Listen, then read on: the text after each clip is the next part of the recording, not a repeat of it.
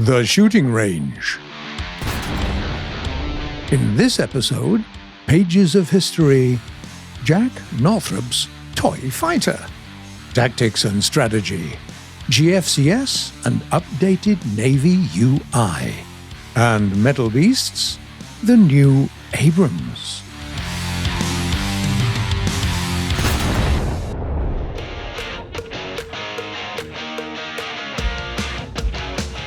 It's time for the new tank forces.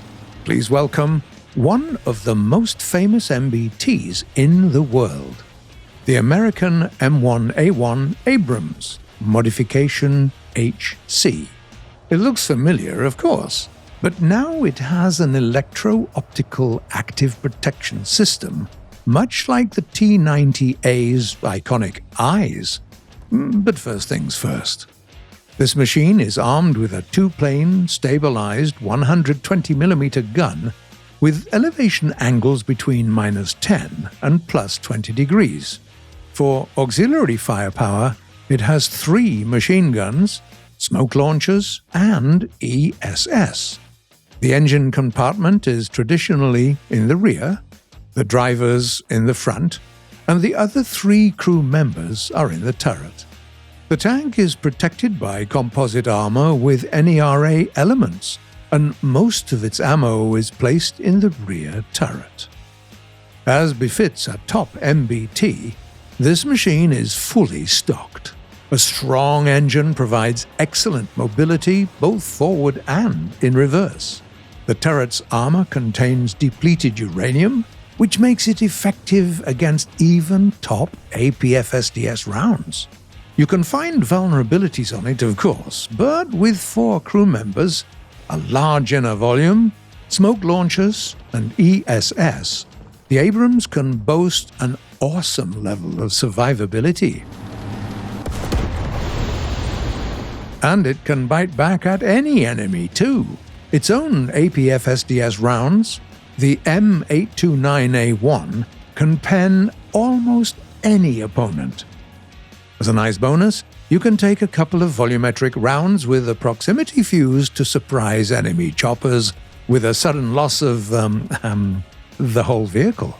A 2-plane stabilizer, a good depression angle, a high turret rotation speed, a laser rangefinder, a fire control system, commander's aiming capability, a large first-stage ammo rack, blowout panels, a large caliber machine gun. Oh, the list of awesomeness is long with this tank.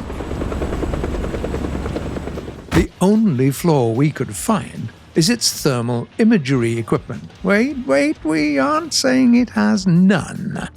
It's on the list too, but only the gunner can use it, and picture quality is subpar, to be honest. On the other hand, though, this Abrams received an active protection system. It doesn't look as pretty as on the T-90 with only a single eye, and, a square one at that, but it works just as well. You'll definitely find the new gizmo useful. All top Soviet tanks have ATGMs, and most of them can't do much to this type of active protection. Now, at the start of the battle, we recommend come on, there's no special requirements. You can play the way you want, be it a desert, a forest, or a city, or be it night or day. The Abrams is always the Abrams.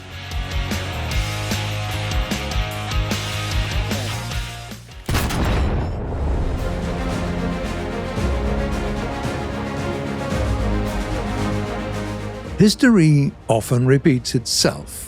When the US joined World War II with light fighters like the P-39, the P-40, and deck-based Wildcats and Buffaloes, they soon switched to much heavier machines. The Thunderbolts, the Hellcats, the Corsairs, and the Lightnings were much more sophisticated, more versatile, and better armed. The Mustang, however, remained an exception to this rule, especially its lighter P-51H model. So, a similar transition helped when the world entered the jet era. The late 1950s saw the demise of the light Thunderjet and Sabre planes, the ones the US had in service at the beginning of the new Cold War. They were soon replaced by the heavier Crusader, Demon, and of course the famous Phantom planes that soon became the symbols of American carrier-based aviation. It looked as if those machines were the future. They were destined to rule the skies. But one American air engineer turned the whole process upside down by developing an extremely cheap, light jet fighter concept. The Army officials gave him a green light. Let him try. It's Jack Northrop after all. He's been right more than once before. His idea of a lightweight, multi-role fighter-bomber turned out to be pretty extreme. When the prototype of the future F-5 was first demonstrated in 1958, its size and mass shocked pretty much everyone. What is this, an aircraft for ants?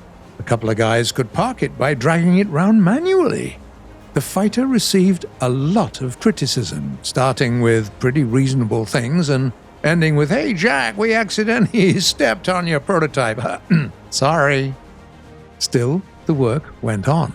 And the Vietnam War soon proved Jack had been right all along. Most experts believed that close-range dogfights had become a thing of the past, but boy were they wrong. More and more often, cutting-edge radar systems and long-range air-to-air missiles yielded no results against the MiG-17 and the MiG-19 that would jump seemingly out of nowhere. And when the Phantom and the Crusader planes encountered the MiG-21, things came to a pretty pass. Their high speeds didn't even guarantee their evasion of AA missiles. So, wartime experience dispelled all doubts there were about building a small, maneuverable fighter. Agile, capable of getting to any target at ultra-low altitudes and delivering a choice blow. The F-5 proved to be a superb attack aircraft. As a bonus, it was also great at escorting heavier fighter bombers. Surprisingly, the Tiger never encountered its counterpart, the MiG-21, in Vietnam. We couldn't find any documented cases anyway. They would meet in a fight in some distant future. But that's a story for another time. Back then, though, Northrop Company received a whole bunch of foreign orders. Europe, South America, Africa, Middle East, Southeast Asia. Armed forces from all across the world were ready to pay top buck to get their hands on these tiny toy fighters. Jack Northrop and his team found a path no one had used before and achieved grand success. Their F-5 is still in service, by the way.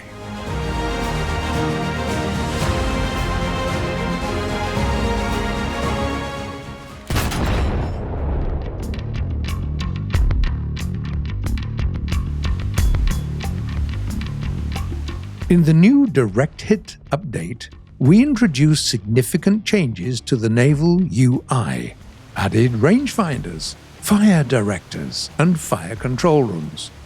All of these are parts of the single gunfire control system. Let's see what it means in practice. Each ship now has special rangefinders, fire directors, and/or fire control rooms. You can check their placement in the X-ray mode, and pointing your cursor at them will even show you their specs. What does each of them do? Rangefinders basically provide targeting information. Their speed is pretty low, and accuracy is limited to around 85%. Fire directors offer a nice improvement over that, with much better precision and a noticeable advantage in speed. Now, the last part is the fire control room. It receives information from all rangefinders and fire directors a ship has. If there's no control room, the bridge performs its functions. You can check that in the X-ray mode too. Some changes can be seen in the interface as well, especially the new gorgeous aims. On the bottom of the screen, you now have indicators for each cannon and turret showing whether it's already on target or in a dead zone. Armed and ready or reloading, how much time left until overheat, or whether the enemy's already damaged it. So much info at a glance. The sights also show the distance for this next shot, and here's a marker showing an approximate shell hit area. To make arcade battles more comfortable, we placed the indicator showing range-finding update time right into the lead marker. How do you use the new sights in battle? Start with finding a target you want to attack. As soon as the GFCS finishes its calculations, the system will show you the fully fledged lead marker in arcade mode and horizontal lead in realistic mode. And you're ready to hit the bullseye. Match the sight with the marker if you want to hit the enemy ship in the center, or correct it a little bit by sight if you want to hit the nose or the rear. By the way, any damage inflicted to those modules will have its consequences. For instance, if all your main caliber rangefinders are gone, you'll have to calculate their lead yourself, at least while they're being repaired. A damaged fire control room would entail a much more serious outcome.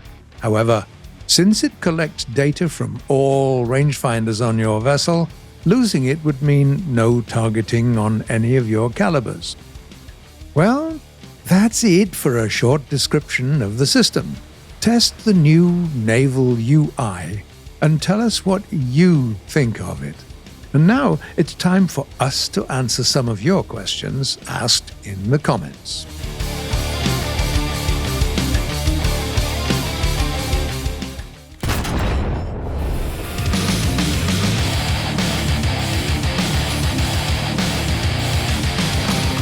The first question was sent by a player called Hayes007. How can I reset the laser rangefinder on tanks? Hi there. Go to Controls, Ground Vehicles, Miscellaneous, Sight Distance Control, and bind a convenient key to Reset Axis Value. Gabriel Blaga asks, this P-38 has 2 different engines. What? Hi, Gabriel. Propellers on the P-38 rotate in opposite directions, so its left and right engines have different names to account for this fact. Another question comes from Unnotable Yoshi. What's the difference between the T-3485 D5T and the T-3485? Hello there. The D5T modification has 1 fewer crew member and thus has a slower reload speed. George Papiona writes, how can I turn my aiming cross from black to red? Hello, George. You can do that by going to Options, Air Battle Settings, Crosshair Color, Aircraft. And the last comment for today was written by Ariel Kravchinsky. Triathlon between interceptors at rank 4? Hey, Ariel, that's a good idea. Will do.